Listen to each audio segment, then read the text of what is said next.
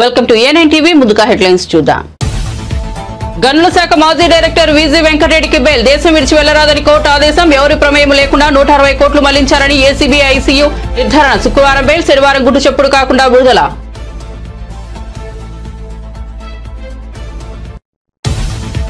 కుట్రపూరిత రాజకీయాలు చేస్తున్నారంటూ మంత్రి దామోదర రాజనరసింహ ఆగ్రహం. ఆందోళన నిర్వహించిన ప్రజాపాలన విజయోత్సవ సభలో మాట్లాడిన రాజనరసింహ, రేవంత్ సర్కార్ కు ఉచ్చు బిగుసుకుంటుందంటూ కొంతమంది ఢిల్లీకి పారిపోయారని రాజనరసింహ ఎద్దేవా.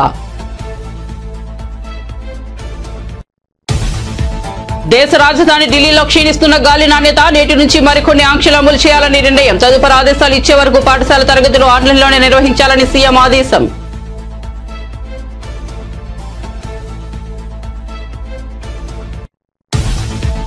పవన్ కళ్యాణ్ కలిసేదాకా కదలంటూ హైవేపై బైఠాయించిన అఘోరి. మంగళగిరి హైవేపై అఘోరి హల్చల్. వీడియో తీసినందుకు జర్నలిస్టులపై దాడి. స్టేషన్ కు తరలించేందుకు ప్రయత్నించిన పోలీసులపై చేయి చేసుకున్న అఘోరి.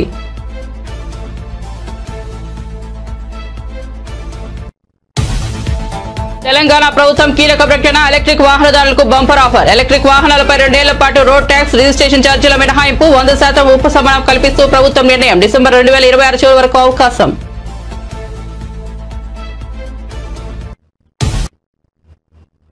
ఇక వార్త వివరాల్లోకి వెళ్తే, భారత ప్రధాని నరేంద్ర మోదీ 5 రోజుల విదేశీ పర్యటనలో భాగంగా తొలుత ఆదివారం నైజీరియాలో పర్యటించారు. ఈ సందర్భంగా భారత ప్రధాని మోదీకి నైజీరియా ప్రభుత్వం తమ దేశ అత్యున్నత పురస్కారమైన grand commander of the order of the Niger ను ప్రదానం చేసింది. అబుజాలో పర్యటించిన సందర్భంగా మోదీకి ఈ అత్యున్నత పురస్కారాన్ని అందజేశారు. ఫెడరల్ క్యాపిటల్ ట్రెజరీ మంత్రి నైజాం ఏజెంట్ లో సాదర స్వాగతం పలికి జ్ఞాపికను అందజేశారు. విశ్వాసం, గౌరవానికి గుర్తుగా అబూజా సిటీకి మోదీకి బహుకరించారు. ఇందుకు సంబంధించిన వీడియోను नाइजीरिया के राष्ट्रीय पुरस्कार grand commander of the order of the niger से सम्मानित किए जाने पर मैं आपका, नाइजीरिया की सरकार और लोगों का हृदय से आभार व्यक्त करता हूं। मैं इस सम्मान को विनम्रता और आदर भाव से स्वीकार करता हूं और इस सम्मान को 140 करोड़ भारतवासियों और भारत नाइजीरिया की गहरी मित्रता को समर्पित करता हूं। यह सम्मान हमें भारत और नाइजीरिया के बीच स्ट्रेटेजिक पार्टनरशिप को नई ऊंचाई पर ले जाने के लिए प्रेरित करता रहेगा। फ्रेंड्स, भारत और नाइजीरिया के संबंध आपसी सहयोग, सद्भाव और परस्पर सम्मान पर आधारित है। 2 वाइब्रेंट डेमोक्रेसीज और डायनेमिक इकोनॉमीज के रूप में हम मिलकर दोनों देशों के लोगों की भलाई के लिए काम करते रहे हैं। दोनों देशों में सामाजिक और सांस्कृतिक विविधता हमारी पहचान है, हमारी ताकत है। नाइजीरिया के रिन्यूड होप एजेंडा వైసీపీ హయాంలో మైనింగ్ శాఖలో అక్రమాలకు పాల్పడినట్లు ఆరోపణలు ఎదుర్కొంటున్న ఆ శాఖ మాజీ డైరెక్టర్ విజి వెంకటరెడ్డికి శుక్రవారం బెయిల్ లభించడంతో శనివారం ఆయన జైలు నుంచి విడుదలయ్యారు. ఇసుక మైనింగ్ వ్యవహారాల్లో తీవ్ర ఆరోపణలు ఎదుర్కొని అరెస్ట్ అయిన ఆయన విడుదల మీడియాకు సైతం తెలియజేయకుండా నిశ్శబ్దంగా జరిగిపోవడం చర్చనీయాంశమైంది. గనుల శాఖకు చెందిన 160 కోట్లకు ఎవరి ప్రమేయం లేకుండా దారి మళ్లించారని ఏసీబీ సెంట్రల్ ఇన్వెస్టిగేషన్ యూనిట్ నిర్ధారించి సెప్టెంబర్ 11న వెంకటరెడ్డిపై కేసు నమోదు చేసింది. అదే నెల 26న రాత్రి హైదరాబాద్ లో ఆయన అరెస్ట్ అయ్యారు. ఆ తర్వాత విజయవాడలోని ఏసీబీ కోర్టు రిమాండ్ విధించింది. అనంతరం 50 రోజుల పాటు రిమాండ్ ఖైదీగా ఉన్న ఆయన అనారోగ్య కారణాలతో బెయిల్ పిటిషన్ దాఖలు చేశారు. లగచర్లలో కలెక్టర్పై దాడికి పాల్పడి కుట్రపూరిత రాజకీయాలు చేస్తున్నారంటూ మంత్రి దామోదర రాజనరసింహ మండిపడ్డారు. సంగారెడ్డి జిల్లా ఆందోళన నిర్వహించిన ప్రజాపాలన విజయోత్సవ సభలో ఆయన మాట్లాడారు. లగచర్ల ఘటనకు సంబంధించి రేవంత్ సర్కార్ ఉచ్చు బిగుసుకుంటుందంటూ కొంతమంది ఢిల్లీకి పోయారని విమర్శించారు. ఇవన్నీ కొంతమందికి పుట్టుకతో వచ్చిన బుద్ధులంటూ తీవ్ర వ్యాఖ్యలు చేశారు. ఇటువంటివి కాంగ్రెస్ అలవాటు లేదన్నారు. తెలంగాణ రాష్ట్రం గత 10 ఏళ్లలో అప్పుల ఊబిలో కూరుకుపోయిందని విమర్శించారు. 50,000 కోట్ల అప్పు తీర్చిన ఘనత రేవంత్ రెడ్డి సర్కార్దని మంత్రి రాజనరసింహ అన్నారు. అధికారంలోకి వచ్చి కనీసం 10 నెలలు కాకుండానే ప్రభుత్వంపై కుట్రపూరిత రాజకీయాలు చేస్తున్నారని మండిపడ్డారు. రాష్ట్రంలో గుండాయిజాన్ని రౌడీయిజాన్ని రూపుమాపాలన్నారు. కాంగ్రెస్ కార్యకర్తలందరూ సంఘటితం కావాలని ఆయన పిలుపునిచ్చారు. కాంగ్రెస్ పార్టీ సోనియమ్మ 9.5 సంవత్సరాల రాష్ట్రము కుటుంబ పాలన ఉంటే ఇదే కాంగ్రెస్ కార్యకర్తలు తిరగబడి తెలంగాణ నా తెలంగాణ నేను కాపాడుకోవాలి, నేను స్వేచ్ఛతోటి నేను పరిపాలించుకోవాలి అనే ఆలోచనతోటి తెలంగాణ ప్రజలు కార్యకర్తలు ఒక మార్పును తీసుకొచ్చుకొని ఈరోజు 6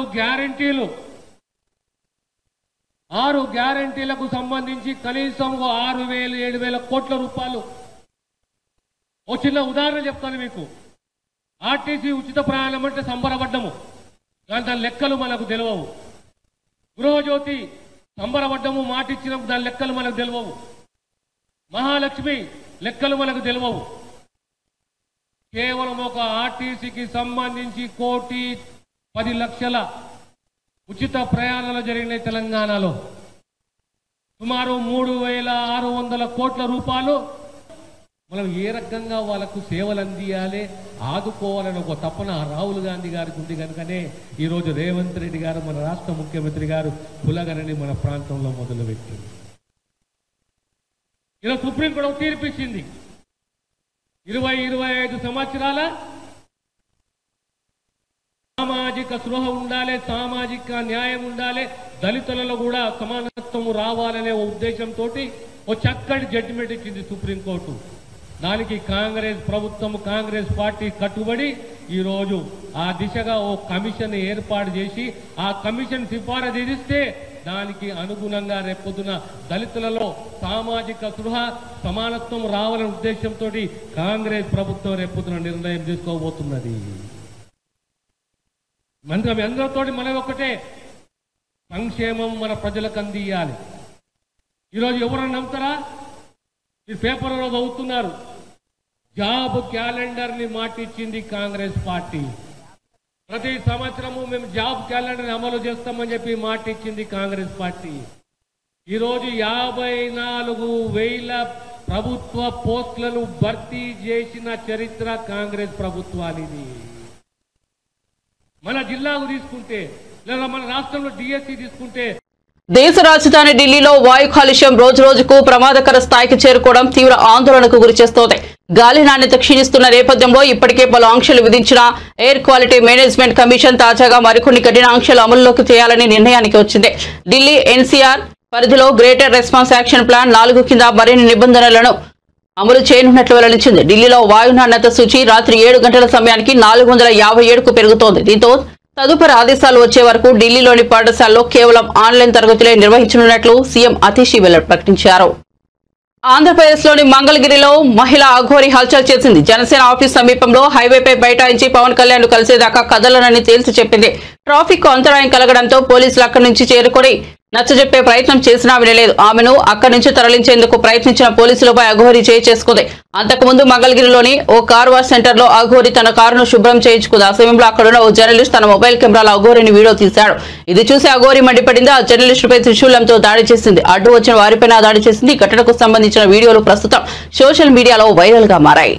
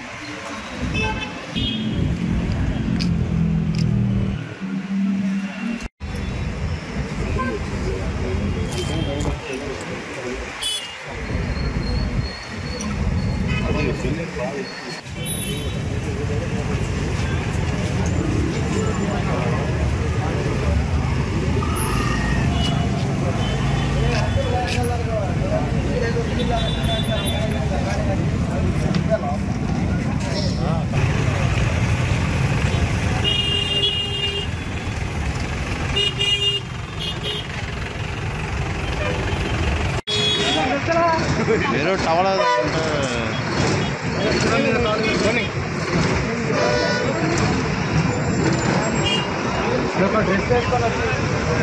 డ్రెస్ తీస్తే నేను కుక్క కూడా తేకదు.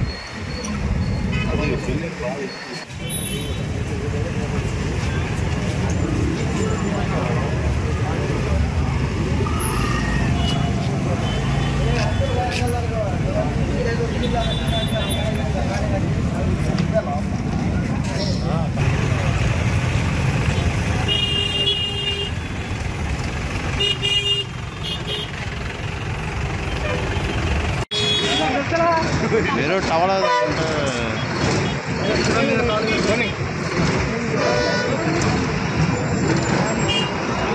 డ్రెస్ వేసుకొని డ్రెస్ తీస్తే నేను కుక్క కూడా తేకదు.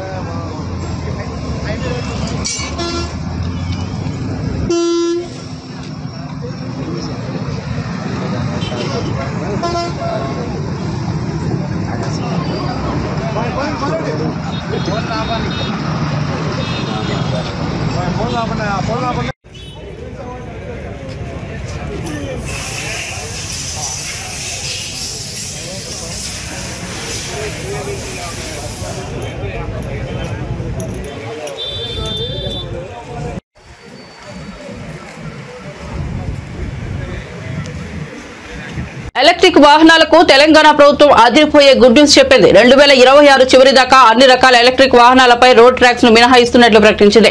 రాష్ట్రంలో కొనుగోలు చేసే అన్ని ఎలక్ట్రిక్ వాహనాలపై రిజిస్ట్రేషన్ ఫీజు 100% మినహాయింపు ఇవ్వాలని సీఎం రేవంత్ రెడ్డి సర్కార్ నిర్ణయించింది. ఈ మేరకు ప్రభుత్వం కీలకమైన విధానపరమైన నిర్ణయం తీసుకుంది. రాష్ట్రంలో కాలుష్య నియంత్రణే లక్ష్యంగా ఈ కీలక ప్రకటన చేసింది. ఈ మేరకు గతంలో ఉన్న పరిమితులను రద్దు చేసి మరో 2 ఏళ్ల వరకు ట్యాక్స్లను రద్దు చేస్తూ జీవోను జారీ చేసింది. దీంతో ఎలక్ట్రిక్ ద్విచక్ర వాహనాలు, కార్లు, టాక్సీలు, క్యాబ్లు, ఆటో రిక్షాలు, తేలికపాటి రవాణా వాహనాలు, బస్సులు కొనుగోలు చేసిన వారికి భారీ ఉపశమనం లభిస్తుంది. రాష్ట్రంలో కొనుగోలు చేసిన ఎలక్ట్రిక్ ట్రాక్టర్లకు కూడా ఈ ఆఫర్ వర్తిస్తుంది. వైసీపీ అధినేత జగన్ ను ఉద్దేశించి టీడీపీ ఎమ్మెల్యే కోటంరెడ్డి శ్రీధర్ రెడ్డి ఆసక్తికర వ్యాఖ్యలు చేశారు. జగన్ ను చూసి చాలా రోజులు అవుతోందని, ఆయన అసెంబ్లీకి కూడా రావడం లేదని చెప్పారు. జగన్ అసెంబ్లీకి రావాలంటే ఒక చిట్కా ఉందని, అసెంబ్లీలో ప్రతిరోజు గంట సేపు మాట్లాడేందుకు సమయం ఇస్తేనే జగన్ వస్తారని, లేకపోతే రారని అన్నారు. ఆయన ఏం మాట్లాడినా ఎవరు అడ్డు రాకూడదని, అదే ఆయన ఫిలాసఫీ అని ఎద్దేవా చేశారు. అసెంబ్లీ లాబీలో మీడియాతో చిట్చాట్ చేస్తూ ఆయన ఈ వ్యాఖ్యలు చేశారు.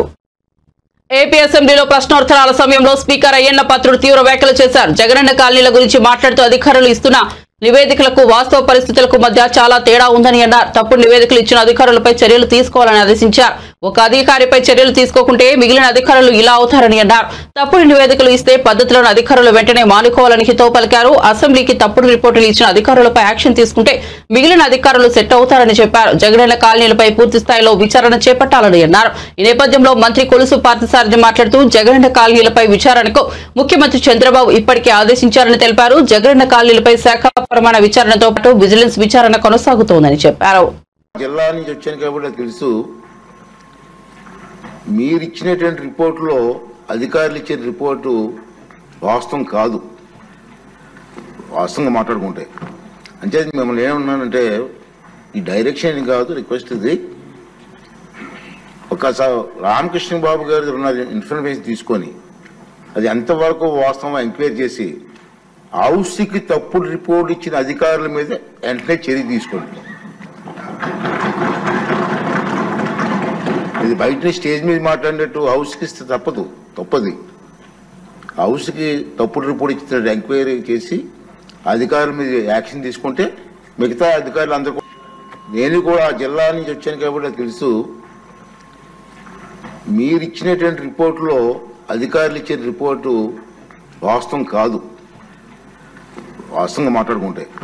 అంటే మిమ్మల్ని ఏమన్నానంటే ఈ డైరెక్షన్ కాదు, రిక్వెస్ట్ ఇది. ఒకసారి రామకృష్ణ బాబు గారి ఉన్న ఇన్ఫర్మేషన్ తీసుకొని అది ఎంతవరకు వాస్తవం ఎంక్వైరీ చేసి హౌస్కి తప్పుడు రిపోర్ట్ ఇచ్చిన అధికారుల మీద వెంటనే చర్య తీసుకోండి. ఇది బయట స్టేజ్ మీద మాట్లాడినట్టు హౌస్కి ఇస్తే తప్పది. హౌస్కి తప్పుడు రిపోర్ట్ ఇచ్చిన ఎంక్వైరీ చేసి. లగచర్ల ఘటన తెలంగాణ రాజకీయాల్లో ప్రకంపనలు పుట్టిస్తోంది. తాజాగా ఈ అంశంపై డీకే అరుణ మాట్లాడుతూ లగచర్ల గ్రామంలో ఫార్మా కంపెనీకి భూములు ఇవ్వబోమని గత 8 నెలలుగా గ్రామస్తులు ఆందోళన చేస్తున్నారని అన్నారు. బలవంతంగా భూములు లాక్కుంటామని అధికారులు చెప్పడంతో రైతులు ఆగ్రహానికి గురయ్యారని, ప్రజాభిప్రాయ సేకరణను బహిష్కరించారని చెప్పారు. రేవంత్ రెడ్డి సోదరుడు అక్కడున్న రైతులను భయపెట్టారని, ఎలాగైనా భూములను గుంజుకుంటామని చెప్పారని మండిపడ్డారు. తర్వాత గ్రామాల్లోకి వచ్చిన పోలీసు ఇష్టం వచ్చినట్లు దాడి చేశారని అన్నారు. ముఖ్యమంత్రి రేవంత్ రెడ్డిది కొడంగల్ కాదని, వారు వలస వచ్చారని డీకే అరుణ చెప్పారు. రేవంత్ రెడ్డి సీఎం అయితే తమ నియోజకవర్గం బాగుంటుందని ప్రజలు గెలిపిస్తే ఆయనేమో జనాలపై కక్ష కట్టారని చూపెట్టారు. లగచర్ల బాధితులను వెంటనే విడుదల చేయాలని డిమాండ్ చేశారు. పంతాలకు పోవద్దని, ప్రజల ఆకాంక్షలను గౌరవించాలని సూచించారు. వాళ్ళు వివరించినటువంటి తీరుపై ఆందోళన చెందినటువంటి రైతులు అక్కడ ఆగ్రహానికి లోనటువంటి సందర్భంగా జరిగిన సంఘటన అది.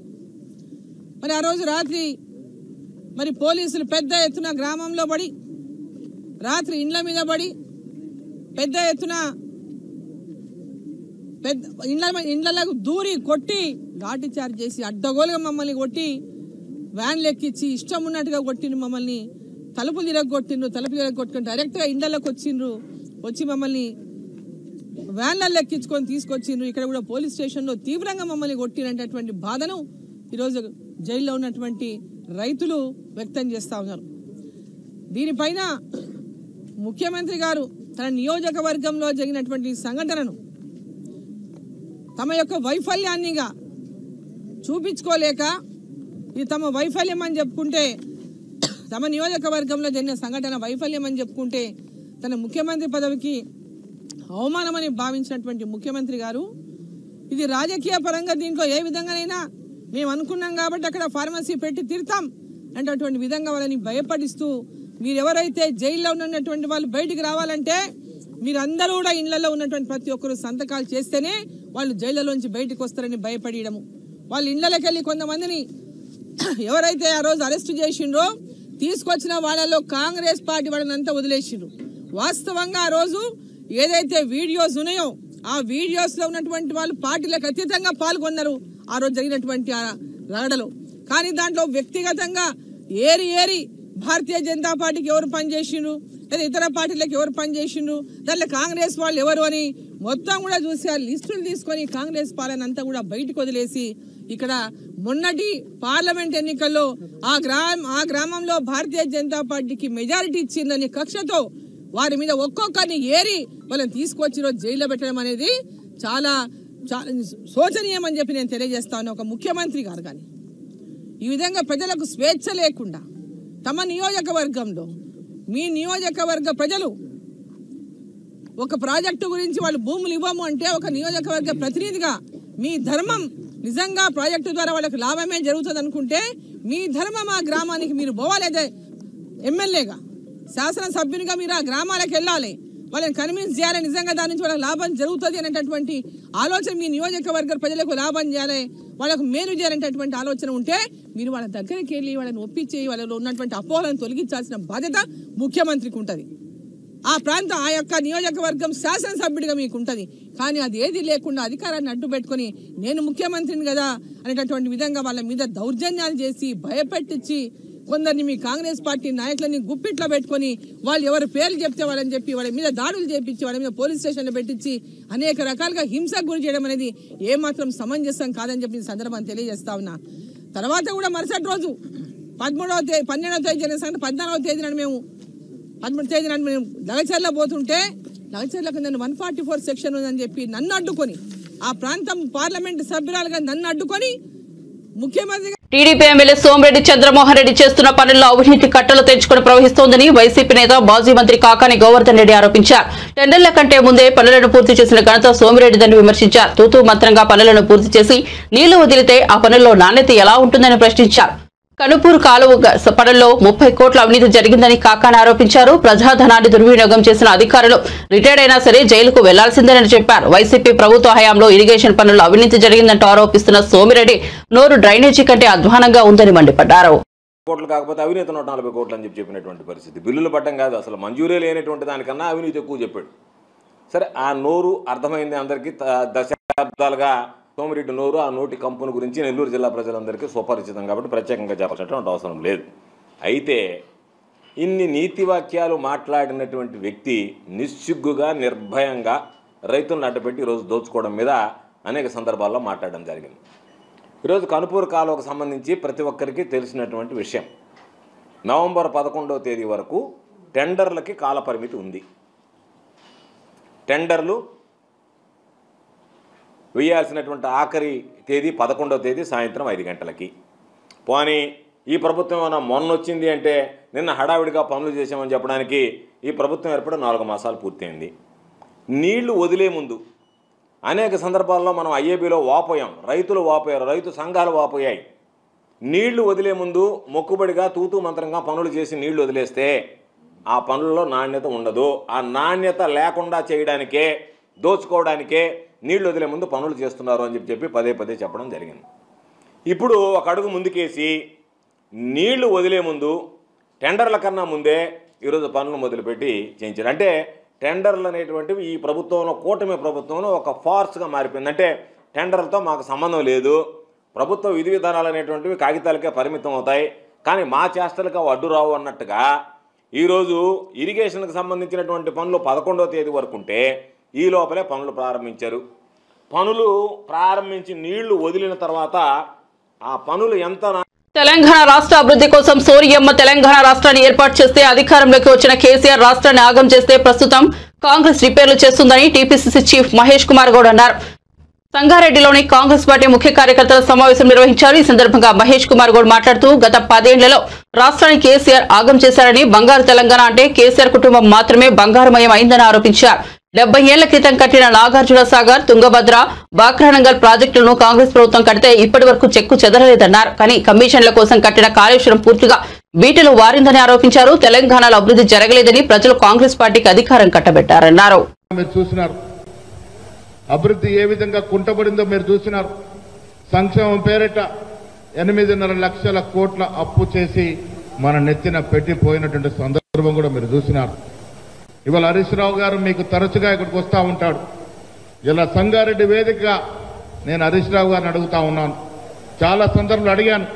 మళ్ళీ మేము ఇప్పుడు సిద్ధంగా ఉన్నాం, మీరు ఎక్కడికి వస్తారో రండి, మేము ఇద్దరమే వస్తాం, దామన్నా నేను. మీరు ఏ రంగంలో 10 ఏళ్లలో ఎంత అభివృద్ధి చేస్తారో చెప్పండి, మేము 9 నెలల్లో ఏ రంగం ఎంత అభివృద్ధి చేస్తామో చెబుదాం. మాది ఎక్కువ ఉంటుందా మీది ఎక్కువ ఉంటుందా ఒకసారి తేల్చుకుందాం అనే మాట కూడా నేను హరీష్ రావు గారికి సవాల్ విసురుతా ఉన్నాను. మిత్రులారా, చేతలతో ప్రభుత్వం నడపాలి, మాటలతో ప్రభుత్వం నడిపినాడు. 65 ఏళ్ల కాంగ్రెస్ టీడీపీ పాలనలో మన అప్పంతా కూడా 65,000 కోట్లు దాటలే. ఇవాళ అప్పు ఎంత అండి? 8.5 లక్షల కోట్ల అప్పు చేసిపోయినాడు కేసీఆర్ గారు. ఎవరు కడుతున్నారు అప్పు? మనమే కడుతా ఉన్నాం. నెల తిరిగేసరికి 10,000 కోట్ల రూపాయలు 8.5 లక్షల కోట్లకు అప్పు అండ్ ఇన్స్టాల్మెంట్ అండ్ వడ్డీగా కడతా ఉన్నాం. ఇలా అభివృద్ధి చేయాలంటే చేతు కట్టడిగా ఉంది. అయినప్పటికీ కూడా రాష్ట్ర ముఖ్యమంత్రి రేవంత్ రెడ్డి గారి నేతృత్వంలో బట్టి విక్రమార్క గారు, కేబినెట్ మంత్రులందరూ కూడా కలిసి ఎక్కడ కూడా బెడదకుండా, ఇంత ఆర్థిక నిర్బంధం ఉన్నప్పటికీ కూడా మనం ఇచ్చినటువంటి 6 గ్యారంటీలో మెజారిటీ అంశాలని ప్రజలకు చేరవేసినాం. ఇది ఉచిత బస్సు కావచ్చు, 200 లోపు యూనిట్లు ఫ్రీ ఎలక్ట్రిసిటీ కావచ్చు, మెడికల్ ఇన్సూరెన్స్ 10 లక్షలు పెంచడం కావచ్చు. ఇలా మళ్ళీ చెప్తా ఉన్నాను, 10 ఏళ్లలో మీరు విడతల వారిగా ఇచ్చినటువంటి సొమ్ము మేము 9 మాసాల్లో ఇచ్చినట్టు రుణమాఫీ 18,000 కోట్లు దాటదు. ఆ 18,000 కోట్ల రూపాయలు కావచ్చు, రైతు భరోసా కార్యక్రమం కావచ్చు. ఇలా డెవలప్మెంట్కు చూసుకుంటే విద్య, వైద్యం పట్ల మనం చూపిస్తున్నటువంటి ప్రేమ. గతంలో విద్యా వైద్యాన్ని మొత్తం పాతాళానికి తొక్కినటువంటి సందర్భం, ఈ రాష్ట్రంలో పాఠశాలలో అవకాశం నోచుకున్న సందర్భం. వైద్యం విషయానికి వస్తే కొన్ని ప్రైవేట్ ఆసుపత్రులు తప్ప ఎక్కడ కూడా కనీసం డిస్పెన్సరీలో మందులు దొరికిన పాపన పోలే.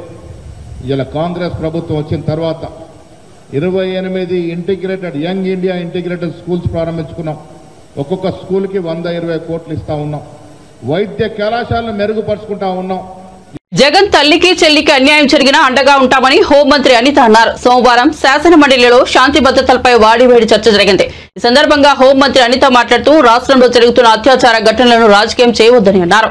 గతంతో పోలిస్తే తమ ప్రభుత్వ హయాంలో క్రైమ్ రేట్ తగ్గిందని తెలిపారు. 2023లో జనవరి అక్టోబర్ మధ్య కాలంలో రాష్ట్ర వ్యాప్తంగా 22,418 నేరాలు జరిగాయని అన్నారు. తమ ప్రభుత్వం అధికారంలోకి వచ్చాక క్రైమ్ తగ్గి ఇప్పటి వరకు 14,650 కేసులు మాత్రమే నమోదయ్యాయని పేర్కొన్నారు.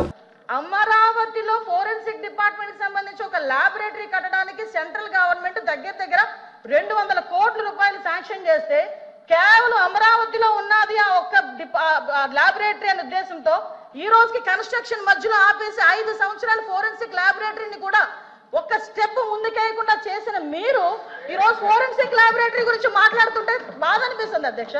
5 సంవత్సరాలు వేస్ట్ అయింది. ఈ రోజు 5 సంవత్సరాల్లో ఫోరెన్సిక్ ల్యాబొరేటరీ కనుక జరుగుంటే, నిర్మాణం జరుగుండి ఈ రోజుకి కూడా లైవ్ లో ఉండుంటే ఇలాంటి సంఘటనలు జరిగిన వెంటనే శిక్ష పడేదానికి 4 సంవత్సరాలు 5 సంవత్సరాలు అవసరం లేదు అధ్యక్ష. 4-5 నెలల్లో శిక్ష పడి నేరస్తున్న వాళ్ళు ఈ రోజు జైలు శిక్ష అనుభవించే పరిస్థితులు ఉండేది అధ్యక్ష. ఆ రోజు జరిగిన ల్యాబ్సెస్ ఇన్ని మన దగ్గర పెట్టుకొని వాళ్ళ దిశా చట్టానికి 4 వీల్స్ అన్నారు, 2 వీల్స్ అన్నారు. ఎక్కడ ఉన్నాయి అధ్యక్ష? మంత్రి గారు ఒక్క విషయం వినాలి. ఇప్పుడు అడిగిన దానికి సమాధానం చెప్పండి. మీ ఒక్క ప్రశ్నకే అరగంట టైం తీసుకుంటే సభ నడపాలి కదా. మీరు క్లోజ్ చేయండి. అడిగిన దానికి చెప్పండి అధ్యక్ష. నాకు ఒక మాట, వీళ్ళందరూ క్వశ్చన్స్ వేశారు అధ్యక్ష. అధ్యక్ష నేను వాళ్ళు వేసిన క్వశ్చన్స్ కి బియాండ్ ఒక లైన్ కూడా లేదు. మీరు క్వశ్చన్ కి సమాధానం చెప్పండి, తప్పేం లేదు. క్వశ్చన్ కి సమాధానం మీరు పూర్వపరాలు వర్తమానం అన్ని చెప్తాగా సభలో 1 వర్డ్ ఆన్సర్స్ చెప్పలేం కదా. వాళ్ళు క్వశ్చన్స్ అడిగారు, మేము చెప్తున్నాము. కూర్చోండి సార్ అధ్యక్ష చెప్పండి మంత్రి. 5 సంవత్సరాలు లా అండ్ ఆర్డర్ ఫెయిల్ అయింది, నిజంగానే ఫెయిల్ అయిందండి. శ్రీనివాస్ గారు కూర్చోండి. శ్రీనివాస్ గారు కూర్చోండి. కూర్చున్నారంటే ఇంక నిజంగానే ఫెయిల్ అయింది. కూర్చోండి. మేడం చెప్పండి. అధ్యక్ష ఇది కాదు, సభ్యత కాదు. నేను సమాధానం చెప్తున్నాను ఒక మంత్రిగా. వాళ్ళు క్వశ్చన్స్ అడిగారు, చెప్పండి. చెప్తున్నాను అధ్యక్ష. ఇంకా అధ్యక్ష ఈ రోజు మహిళల గురించి మాట్లాడటం అన్నది భాష గారు అయిన తర్వాత మాట్లాడతారు. మేడం గారు చెప్పిన తర్వాత నేను మీకు మేడం మీరు చేతితో మాట్లాడండి. చాలా అనకూడదు కాబట్టి నేను ఆగుతున్నా. ఇప్పటి వరకు సభ్యులు అడిగిన క్వశ్చన్స్ ని దాటి నేను ఒక్క లైన్ ముందుకెళ్ళానేమో మీరే చెప్పండి. సభ్యులు అడిగిన దానికి కూడా వినే ఓపిక వాస్తవాలు చెప్తుంటే అంత బాధగా ఉందా? వాస్తవాలు చెప్తుంటే అంత బాధగా ఉందా మీకు? మేడం మీరు చేతితో మాట్లాడండి అధ్యక్ష. ఇంకో 2 నిమిషాలు అధ్యక్ష. మీరు సభతో మాట్లాడింది చేతితో మాట్లాడండి. ఇప్పుడు వరకు లాస్ట్ క్రైమ్ అవనియండి, ఇప్పుడు జరుగుతున్న ఏ క్రైమ్ అయినా అధ్యక్ష. బులెటిన్ ముగించే ముందు హెడ్లైన్స్ మరోసారి చూద్దాం. గనుల శాఖ మాజీ డైరెక్టర్ వీజీ వెంకటరెడ్డికి బెయిల్. దేశం విడిచి వెళ్లరాదని కోర్టు ఆదేశం. ఎవరి ప్రమేయం లేకుండా 160 కోట్లు మళ్లించారని ఏసీబీ ఐసీయూ నిర్ధారణ. శుక్రవారం బెయిల్, శనివారం గుట్టు చప్పుడు కాకుండా విడుదల.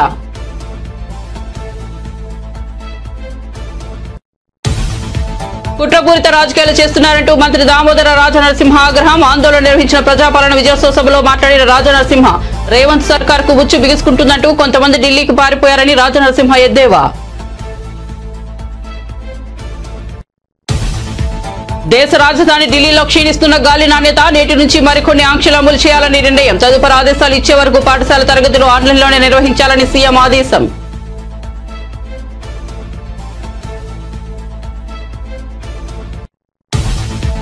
పవన్ కళ్యాణ్ కలిసేదాకా కదలంటూ హైవేపై బైఠాయించిన అఘోరి. మంగళగిరి హైవేపై అఘోరి హల్చల్. వీడియో తీసినందుకు జర్నలిస్టులపై దాడి. స్టేషన్ కు తరలించేందుకు ప్రయత్నించిన పోలీసులపై చేయి చేసుకున్న అఘోరి.